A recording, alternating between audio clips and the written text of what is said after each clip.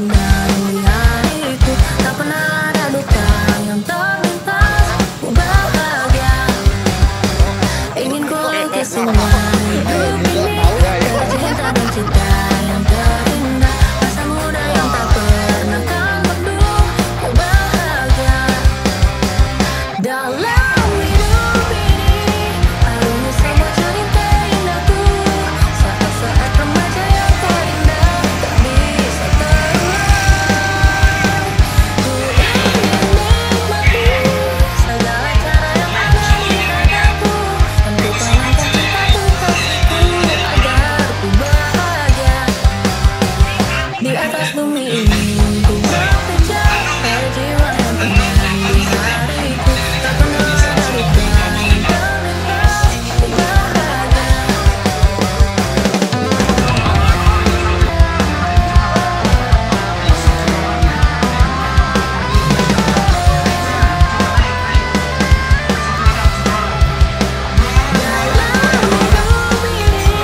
Harungi semua cerita indahku, saat-saat remaja yang terindah tak bisa terulang. Ku ingin nikmati segala cara yang ada di hadaku, dan ku tanamkan cintaku kasihku agar ku bahagia di atas bumi ini. Ku bekerja pada jiwa yang tenang di hariku. Tak pernah ada duka yang terlintas. Ku bahagia.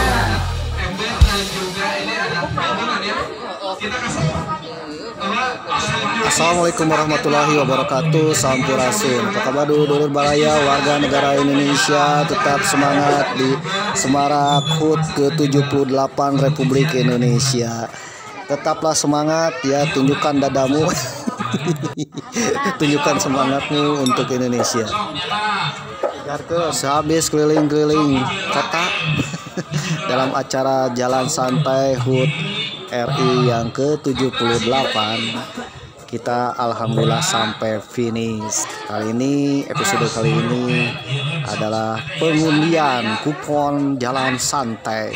Sambil menunggu pengundian kupon Jalan Santai dibacakan untuk mendapatkan hadiah yang alhamdulillah lumayan lah, kita makan-makan dulu, mengisi BBM dengan bakso. Bakso, nah, nama bakso ini adalah bakso BMW, bakso Mas Wawan. Oke pemirsa, kita akan mengundi nomor undian. Siapa tahu nomor undian keluar ya, dan memang dapat umroh. Amin. Nanti cuap-cuap sesukanya, nanti dia bangun aja boleh. 8.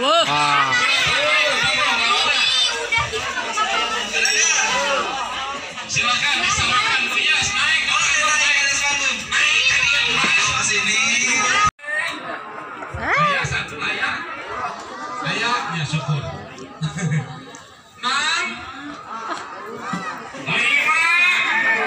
Sehabis Jalan Santai, kupon undian dibuka, dikocok dan dicocokkan dengan nomor yang Emang miliki. Ternyata belum dapat ya. Aduh, tapi tenang saja, itu baru kupon untuk mendapatkan hadiah hiburan seperti panci, hiit, dan juga taplak meja. Wah, hadiah utamanya belum dibuka pemirsa. Oke, sambil menunggu kupon dibuka, biasanya diselingi oleh lagu-lagu sambil makan bakso dan minum es kelapa muda. Mantap. Nah, ketika sambil menunggu kupon dibuka, ya, Mami pernah bertanya nih, kita ini pernah dijajah oleh Belanda selama 350 tahun, selama 3,5 abad. Tapi kira-kira Belanda pernah dijajah nggak? Waduh, ini pertanyaan yang sangat berat sekali pemirsa. Nah, dari pertanyaan itu Mamang kepikiran, kira-kira apakah Belanda pernah dijajah? Oke pemirsa, apakah Belanda pernah dijajah? Ayo kita membahas sambil makan bakso dan menunggu kupon undian dibuka. amigos míos, con ustedes. A la batalla nos dirigimos por el Kaiser, por Dios y por la patria. Oke pemirsa, ternyata dalam sejarahnya Belanda pernah dijajah oleh 3 negara. Waduh. Ternyata bukan Indonesia saja yang dijajah Belanda.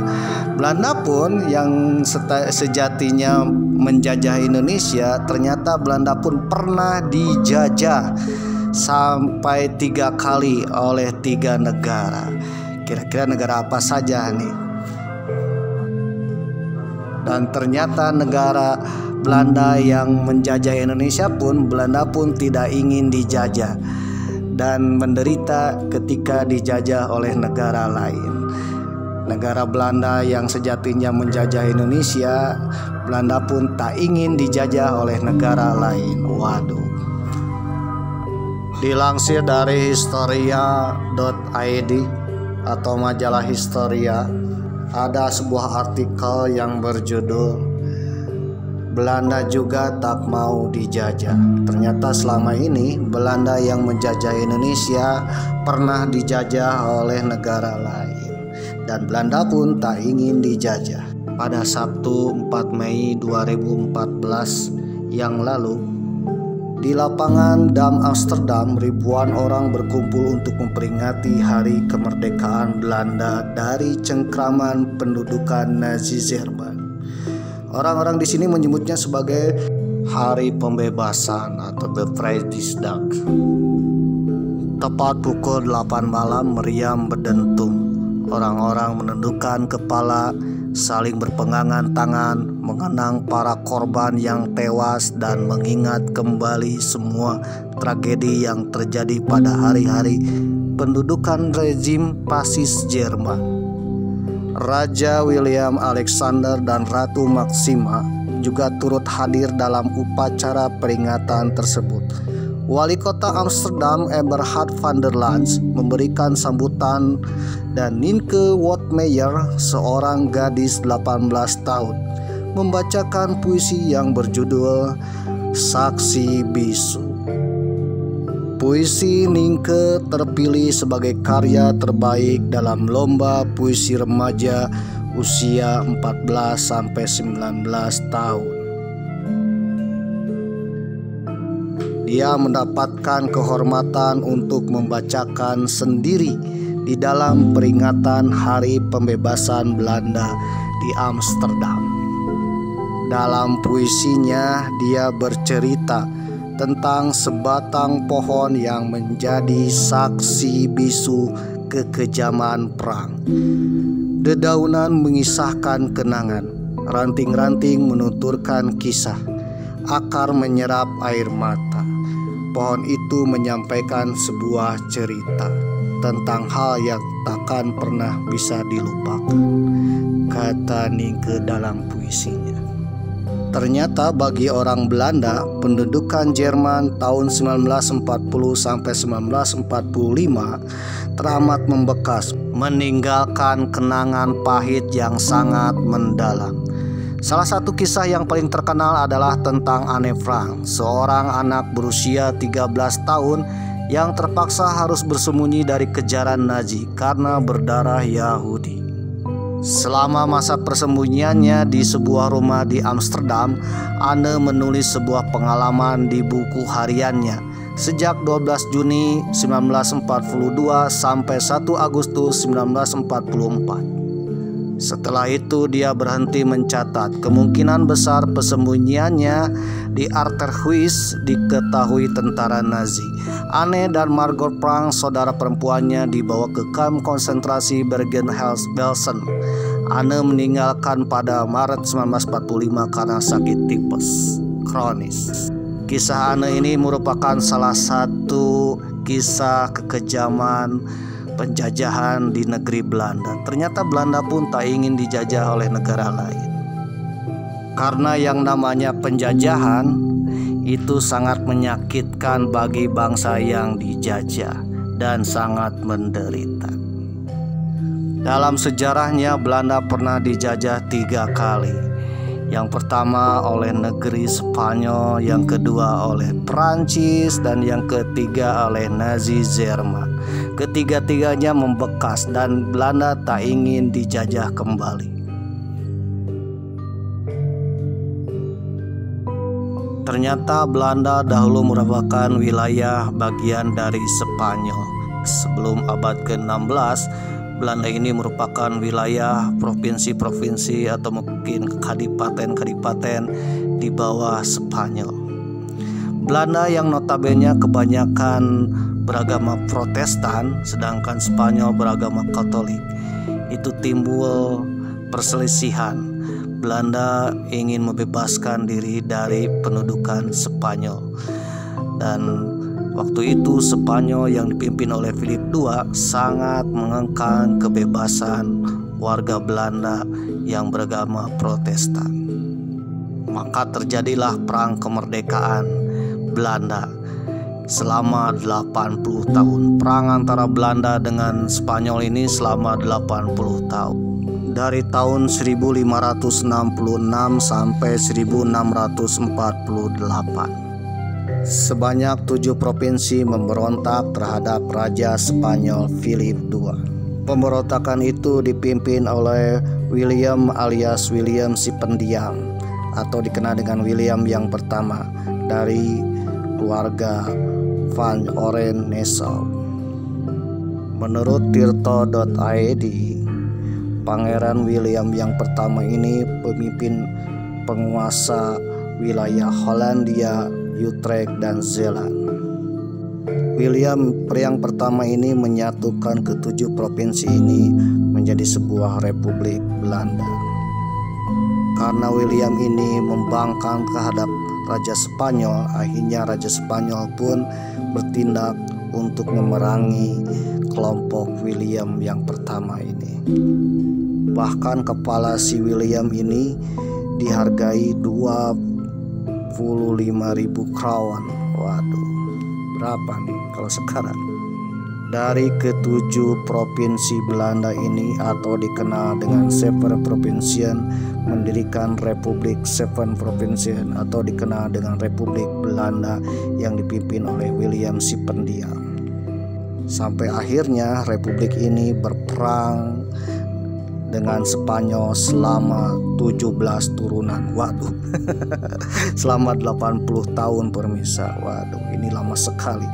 Perang 7 turunan antara Spanyol dan Belanda ini, dari Raja Philip II sampai cucu cicitnya yang bernama Raja Philip yang keempat. Setelah Raja Philip yang keempat, Spanyol yang notabene penguasa dunia alias superpower pada masa itu, yang memiliki banyak jajahan dan juga banyak musuh. Apalagi perangnya bukan sama Belanda saja, tetapi juga dengan Inggris dan Prancis selama 30 tahun. Akhirnya Spanyol kewalahan. Dan pada akhirnya Spanyol dengan Raja Philip keempat berunding dengan Belanda, dan Spanyol mengakui kedaulatan Belanda lewat perjanjian Münster.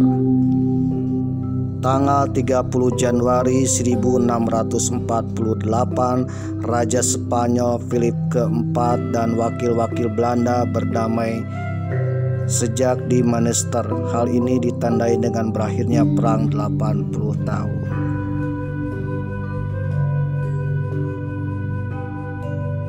Menurut artikel tirto.id, meski sedang berjuang untuk merdeka sebelum 1648, Belanda masih dihitung oleh negara Eropa lain sebagai jajahan Spanyol, dan terlihat betapa hinanya bangsa Indonesia karena telah dijajah oleh negara Belanda yang sebenarnya masih dianggap jajahan Spanyol. Jadi Belanda sempat menjajah Indonesia sebelum 1648, dan ternyata negara Belanda pun sedang dijajah oleh Spanyol. Waduh. Belanda berhasil menguasai Nusantara satu persatu meskipun negaranya sedang dijajah atau sedang berperang terhadap Spanyol dengan bantuan perusahaan dagang Hindia Timur atau dikenal dengan VOC, Verenigde Oost-Indische Compagnie. VOC inilah kepanjangan dari Belanda yang bisa menjajah Indonesia.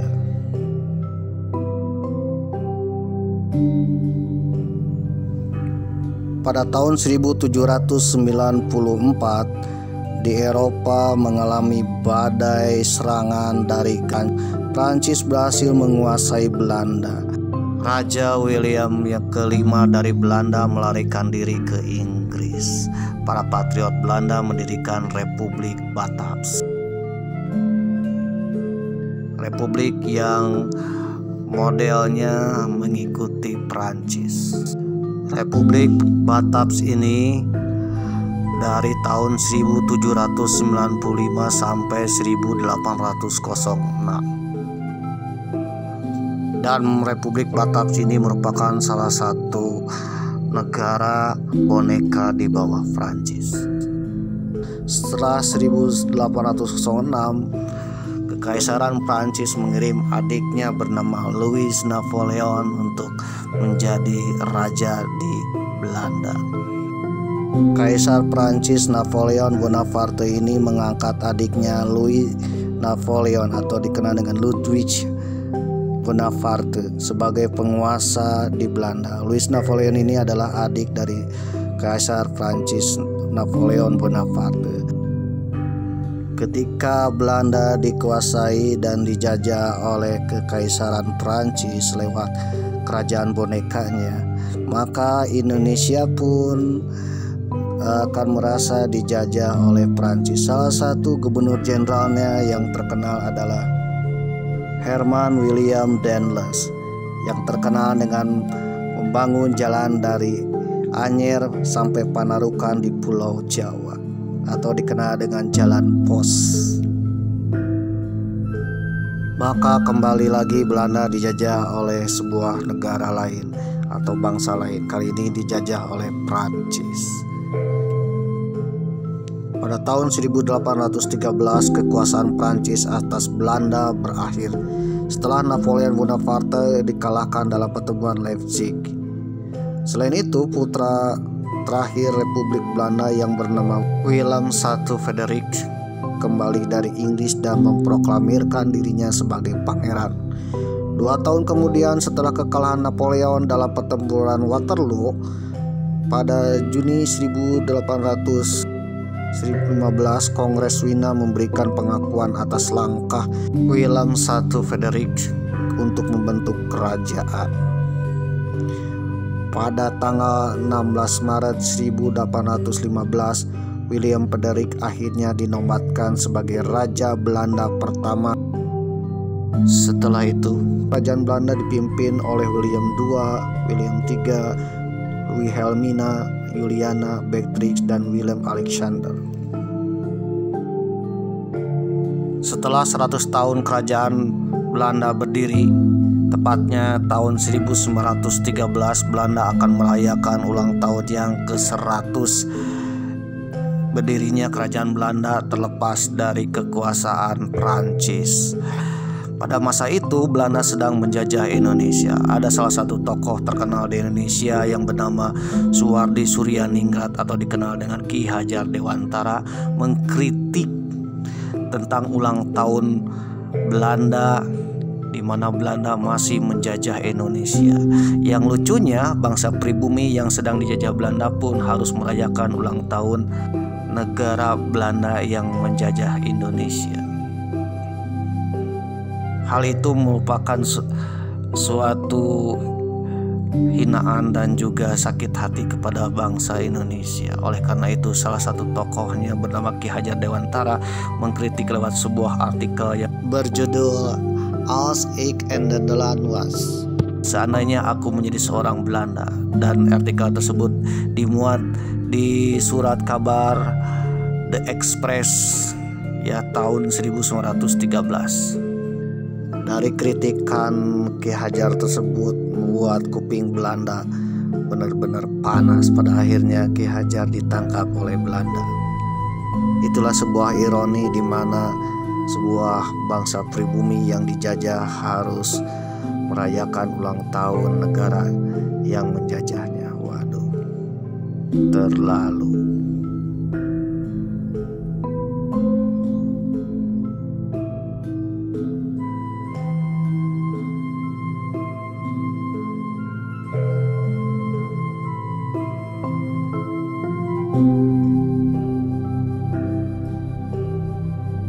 Pada tanggal 10 Mei 1940, Belanda diinvasi oleh Jerman Nazi pimpinan Adolf Hitler dalam teater Perang Dunia Kedua.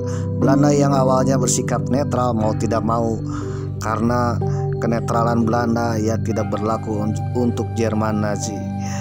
Pesawat-pesawat pemboman dari Jerman mengebom kota-kota besar di Belanda, salah satunya adalah Rotterdam dan juga Amsterdam, sampai akhirnya bendungan yang ada di Belanda itu jebol-jebol. Belanda hanya bisa bertahan hanya 5 hari. Pada tanggal 15 Mei 1940 Belanda menyerah kepada Jerman. Begitu juga pemerintahannya. Ratu Wilhelmina, ratu yang memimpin pada saat itu, harus hengkang ke Inggris untuk membuat pemerintahan sementara di Inggris di kota London. Setelah dikalahkan, Belanda berada di bawah pendudukan Jerman yang menduduki beberapa wilayah sampai Jerman menyerah pada Mei 1945. Ketika Belanda dijajah oleh Jerman, Belanda mengalami banyak trauma dan juga penderitaan, sama halnya ketika Indonesia dijajah oleh Belanda. Waduh. Banyak kaum Yahudi dan orang-orang yang tidak atau membahayakan Nazi Jerman itu ditangkap dan dijebloskan ke kamp konsentrasi. Dari tahun 1940 sampai 1945 Belanda kembali lagi dijajah kali ini oleh Jerman. Penjajahan Nazi Jerman di Belanda mendapatkan luka yang sangat mendalam. Bagaimana rasanya Belanda dijajah, apalagi Hindia Belanda tahun 1942 itu diserbu dan direbut oleh Jepang.